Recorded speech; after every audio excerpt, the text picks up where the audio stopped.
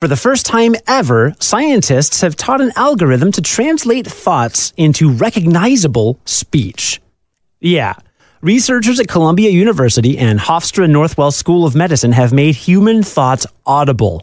And this groundbreaking research has big implications for medicine. The breakthrough relies on what's called a vocoder. That's the same technology that powers our robot butlers like Alexa and Siri. A vocoder is just a computer algorithm that can synthesize human speech. And in this case, the research team taught such an algorithm to recognize and translate brainwave patterns in a person's auditory cortex into speech. The auditory cortex is the part of the brain that's activated when we speak and listen, and, importantly, when we imagine speaking and listening. In other words, when we think.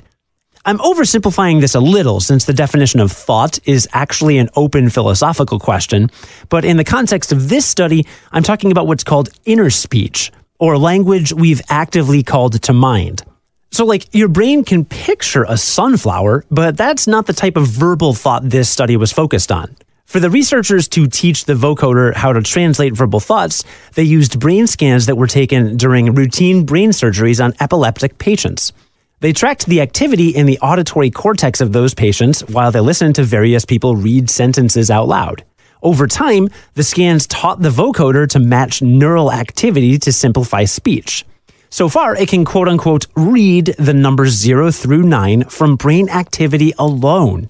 Next, researchers plan to experiment with other words and sentences. That's a big breakthrough, of course, but the other groundbreaking part is that the vocoder's robo-voice can translate brainwaves reliably and intelligibly. The team found that people could understand and repeat the sounds the vocoder made about 75% of the time. I can barely get Siri to understand what I'm saying that often. The technology is great because one day it could help people who can't speak connect with the world, whether they've lost that ability because of a stroke, ALS, or some other illness or injury.